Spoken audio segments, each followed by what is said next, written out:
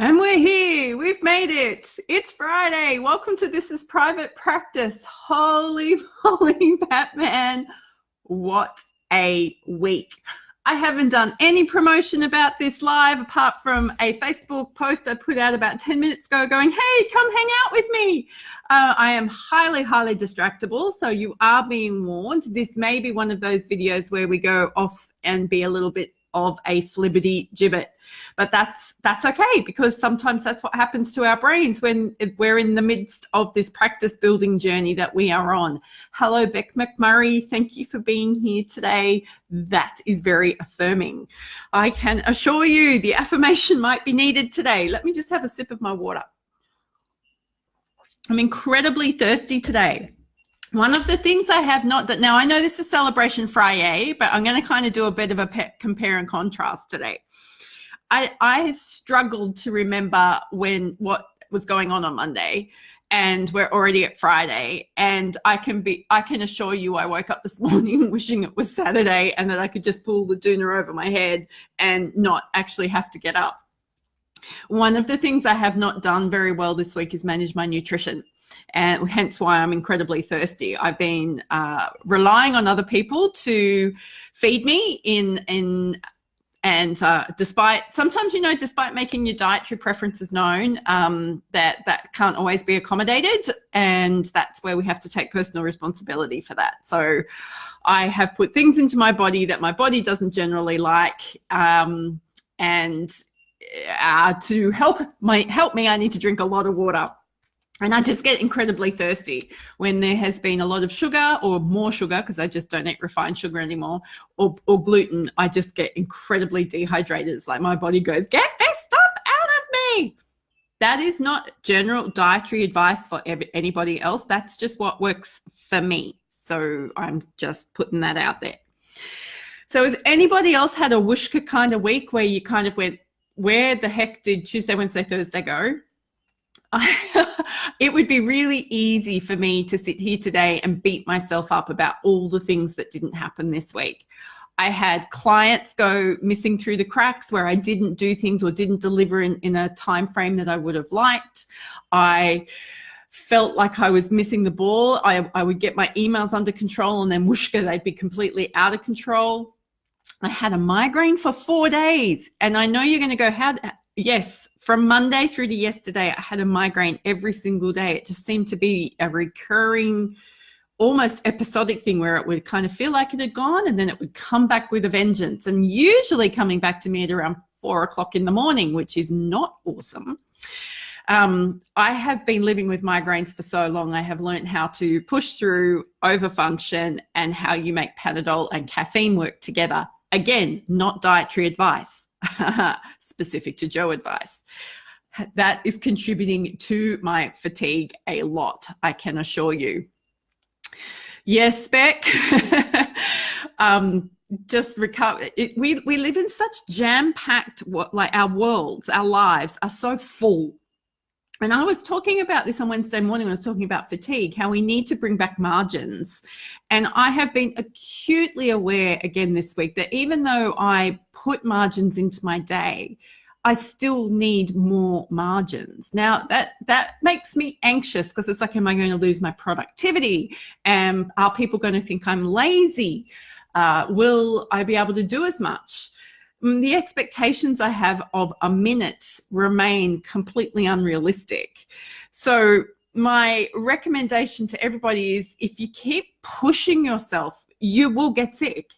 Chances are your body is harboring some bug because they're out there, and it's just waiting for your immune system to be compromised enough for you to become unwell.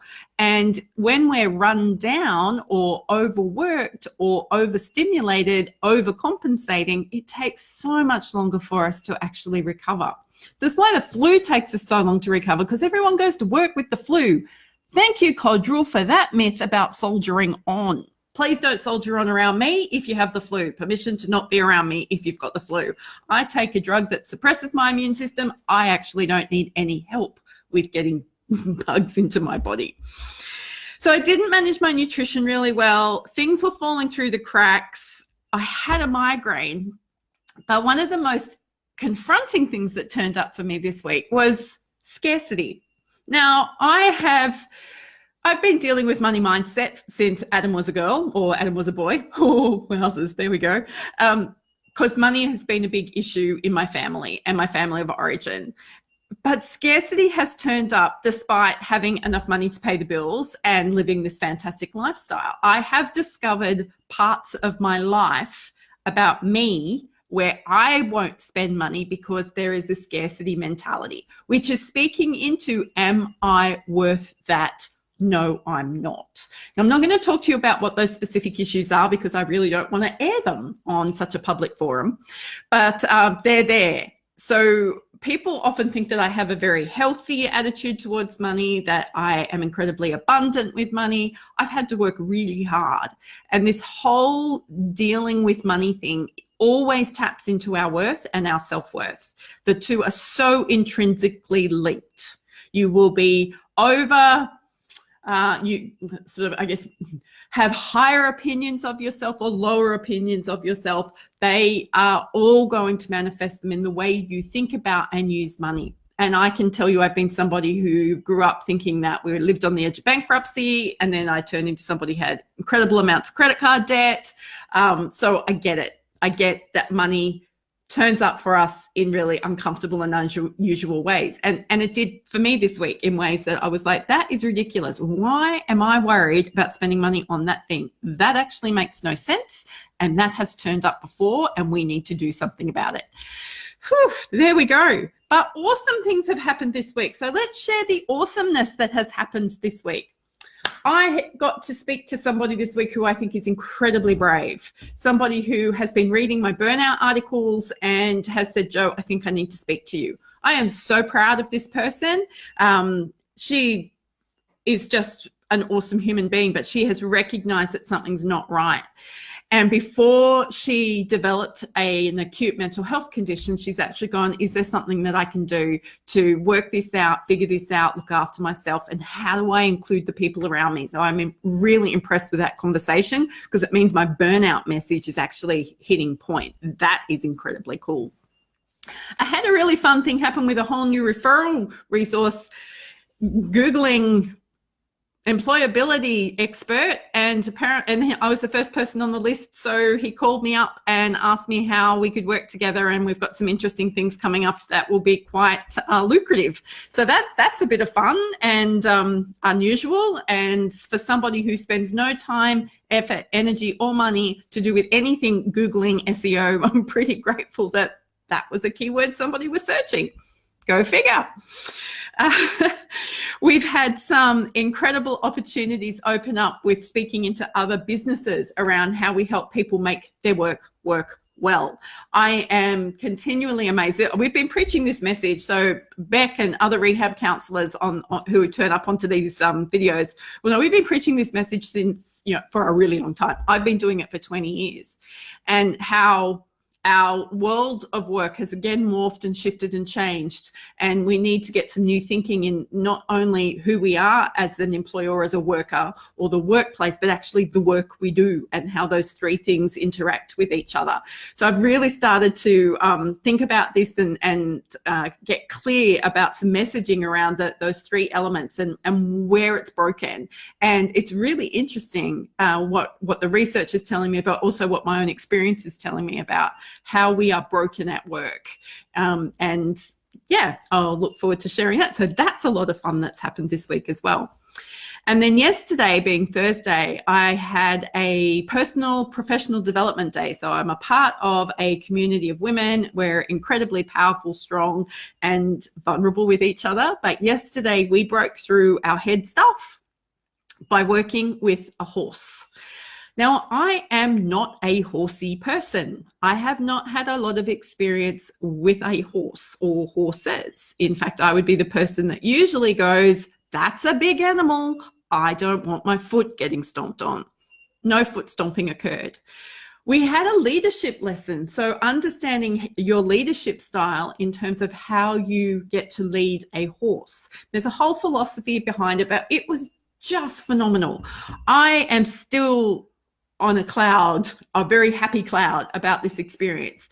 I was able to see my leadership style and my leadership skills in a whole new light. And this horse, thank you very much, Benny, identified for me where my gaps are around my leadership. And I was actually able to go back and then work out why those gaps were there. So that is very cool. So it's actually been a big week.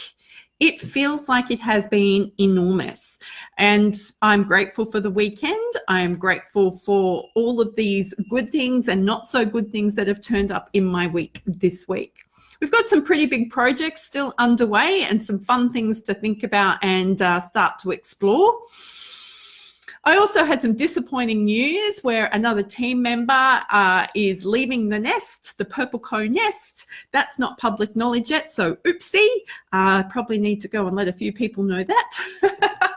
But that kind of threw me out of kilter when that news happened, and that was very early in the week and may have contributed to the migraine. Thank you to my sister Adele for pointing that out. She's only known me for, I think, 40 of my 48 years. So she's, well, not quite 48, 46 years. So she's probably understood how those two things are very well interrelated.